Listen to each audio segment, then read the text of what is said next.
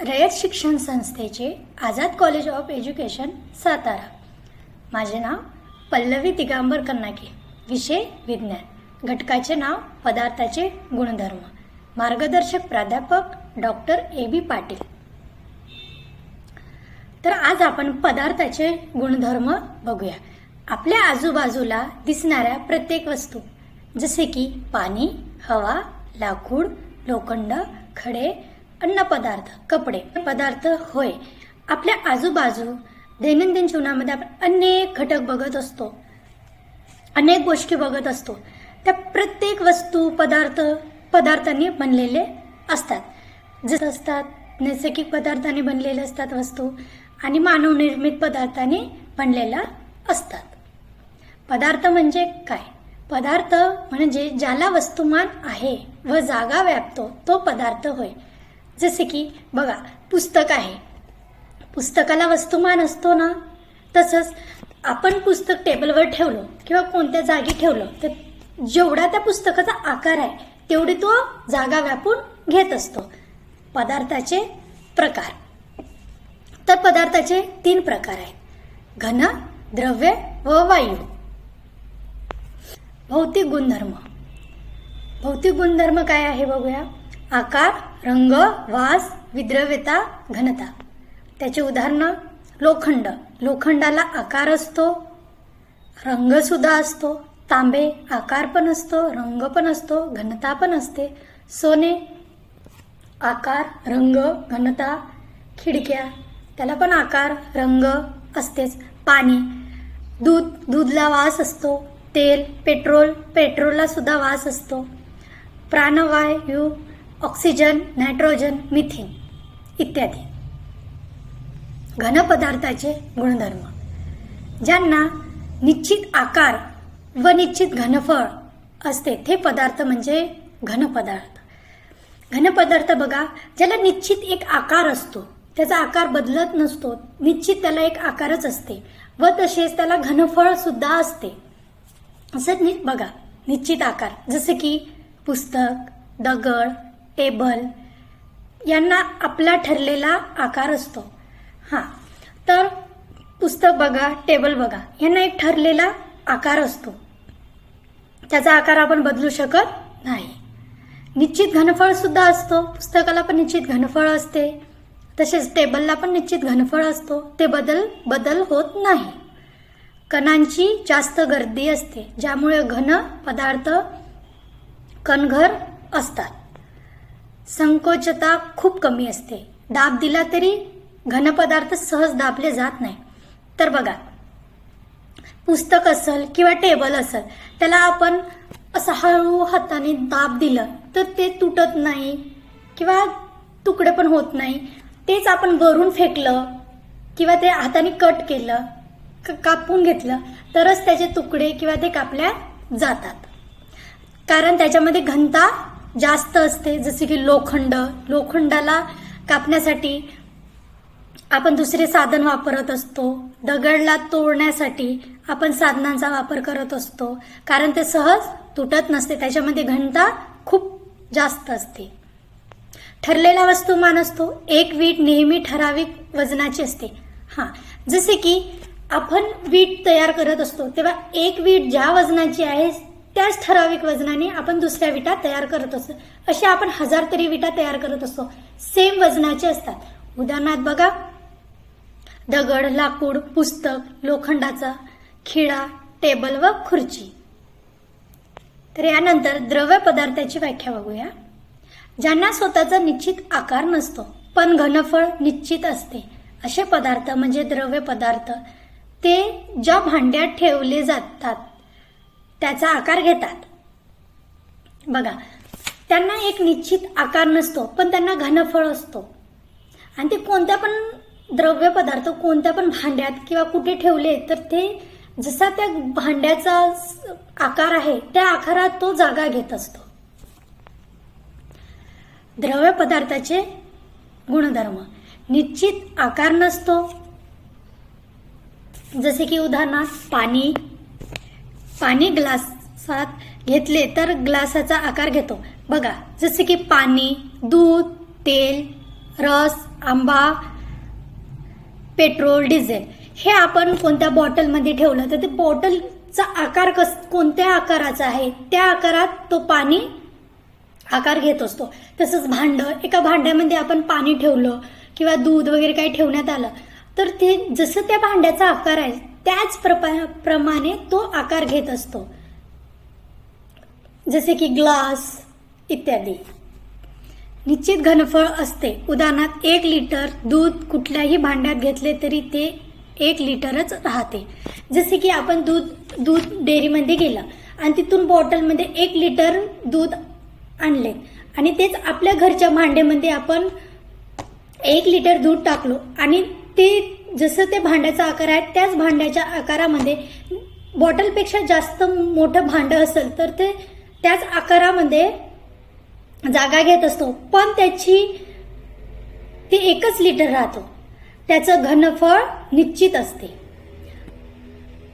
कण घट्ट नसतात पण बऱ्याचपैकी जवळ असतात, त्यामुळे घन पदार्थ वाहतात. त्याचे कण कसे घट्ट नसतात पण बऱ्याचपैकी जवळ असतात आणि ते प्रवाहात राहतात. जसं आपण ग्लास आपल्या हातातून दुधाचा खाली पडतो तर ते एका जागेवर असं स्थिर नसते. ते कसं दूध वाहत खाली जात असते. जसं जसं त्याचा आकार हे होत असते तसं ते वाहतात. संकोचता खूप कमी असते म्हणजे द्रव पदार्थ सहज दाबून कमी जागेत नेता येत नाहीत. पुष्टता असतो. उदाहरणार्थ पाण्यावर छोटा कीटक चालताना दिसतो. प्रवाह करण्याची क्षमता असते. उदाहरणार्थ पाणी, तेल, दूध सहज वाहतात. जसे की हातातून पाणी कसं आपण नदी, तलाव वगैरे बघत असतो त्याचा प्रवाह कसं क्षमता असतेच. ते वाहत वाहत वाहत जाते, कुठे असं थांबत नाही वगैरे काही नाही. तसंच दूध सुद्धा आपल्या हातातून वगैरे पडलं ग्लास दुधाचा तर तो कसं एका जागेवर स्थिर नसतो ना. दूध ते कसं वाहत वाहत पुढे जात असते. वायू पदार्थाचे व्याख्या. ज्यांना निश्चित आकार व निश्चित घनफळ नसते आणि ते जागा व्यापतात असे पदार्थ वायू पदार्थ म्हणतात. वायू सतत हालचाल करतो आणि त्याला ठरलेला आकार नसतो. बघा, वायूला निश्चित आकार असते का? नसते. त्याला निश्चित घनफळ पण नसते आणि ते जागा व्यापून घेतो म्हणजे संपूर्ण जागा व्यापून घेत असतो. असे पदार्थ त्यांना वायू पदार्थ असे म्हणतात आणि ते सतत हालचाल करत असतात. त्यांना ठरलेला आकार नसतो. वायू पदार्थाचे गुणधर्म. निश्चित आकार नसतो. वायू त्याला दिलेल्या भांडाचा आकार घेत असतो.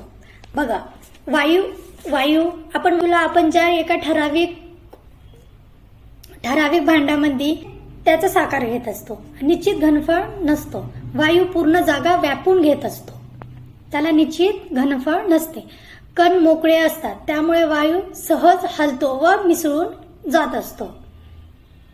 संकोचता जास्त. दाब दिल्यास वायू कमी जागेत व्यापतो. तर आता आपण घनपदार्थाचे प्रयोग करून बघूया. खिळा पाण्यात बुडतो. खिळ्याचा आकार आणि घनफळ बदलत नाही. निष्कर्ष. घन पदार्थांना निश्चित आकार व घनफळ असते. कण घट्ट असल्यामुळे ते बुडतात.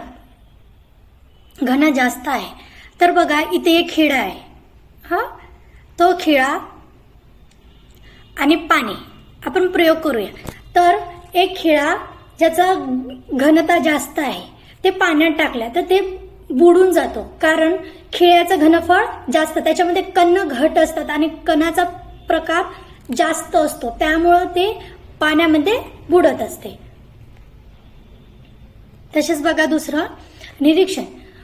मीठ पाण्यात विघळते.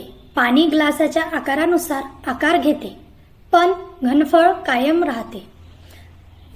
बघा, इथं मीठ आपण पाण्यामध्ये टाकल्यास काय होते? द्रव पदार्थांना निश्चित घनफळ असते व निश्चित आकार नाही.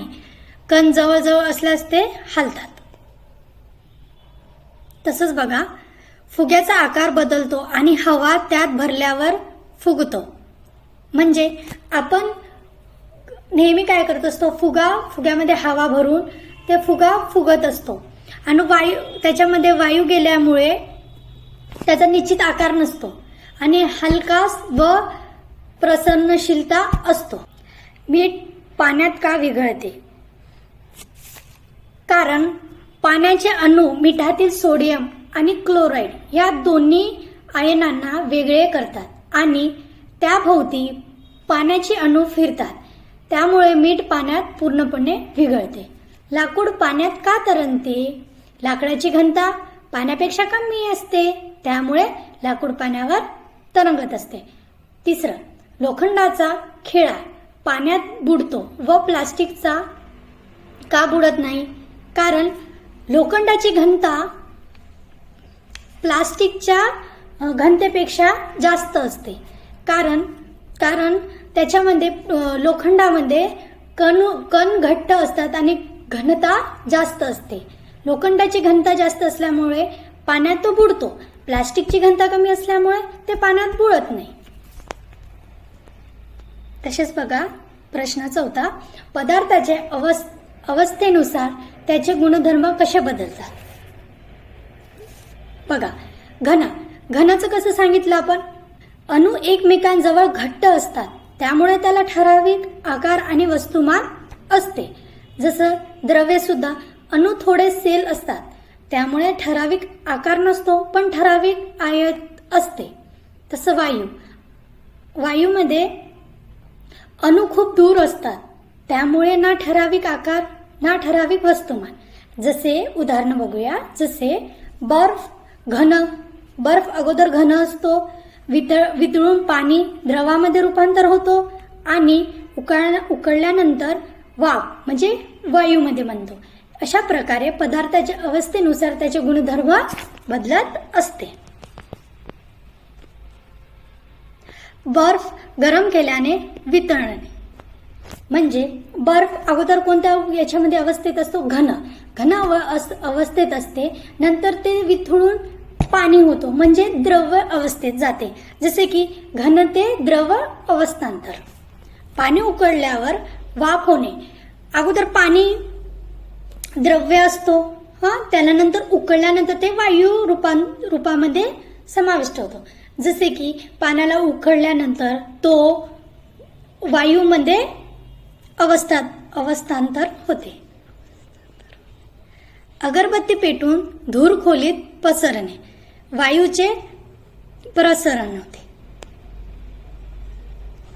आपण खोलीमध्ये एखादी अगरबत्ती पेटवली तर ते काय होत असते?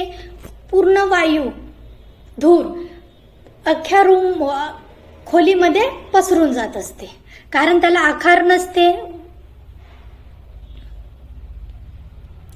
अवस्थांतर बघा, वितळणे जसे आपण वर बघितलंच, गोठणे, बाष्पीभवन, पाण्याचे कसे बाष्पीभवन होतात वायूमध्ये संघटन, तसेच द्रव्याचे अनुगत रूपांतर. पदार्थाचे मूलभूत घटक म्हणजे अणू व रेणू, म्हणजेच आपणास दिसणारी आणि स्पर्श करतात येणारी सर्व वस्तू पदार्थात मोडतात, त्यांनाच आपण पदार्थ असे म्हणतो. प्रश्न बघा, पाणी गरम केल्यावर उकळते का आणि का? एका ठराविक तापमानावर पाण्याचे रेणू पुरेशी ऊर्जा मिळवतात व द्रव्य रूपातून वायू रूपात बाहेर पडतात. खोलीत परफ्यूम फवारल्यावर वास लगेच सर्वत्र का पसरतो? तर बघूया, वायूचे कण सतत वेगाने हालचाल करत असतात, ते एकमेकात मिसळतात, त्यामुळे संपूर्ण खोलीमध्ये परफ्यूम पसरत असतो. द्रव्य पदार्थ एका भांड्यातून दुसऱ्या भांड्यात टाकल्यावर त्याचा आकार का बदलतो? कारण द्रव्य पदार्थाला निश्चित आकार नसतो पण घनफट ठरलेला असतो ना. तर आपण कोणतीही गोष्ट जे द्रव्य पदार्थ आपण घेऊन जातो, आपण उदाहरणात बघितलं ना की एका दुकानातून दूध घेऊन गेल्यानंतर घरी दुसऱ्या भांड्यामध्ये टाकल्यानंतर त्याचा आकार बदलत असतो का? नाही. बर्फ वितळल्यावर वजनात फरक पडतो का? हो. बर्फ वितळल्यावर वजनात काही फरक पडत नसते. बर्फ वितळून पाणी होते व वस्तुमान बदलत नाही. म्हणून बर्फ वितळल्यावर वजन तसेच राहतो. गैरसमज बघूया. द्रव्य आणि वायू हे पदार्थ नाहीत आहेत. द्रव्य आणि वायू हे पदार्थ अवस्थेत असतात. पाणी उकळल्यावर नष्ट होते नाही. पाणी उकळल्यावर नष्ट होत नसते. पाण्याचे वाफेमध्ये रूपांतर होत असते. वायूला वजन असते. वायूला वजन असते, पण ते हलके असल्यामुळे ते आपल्याला दिसत नाही. थँक्यू.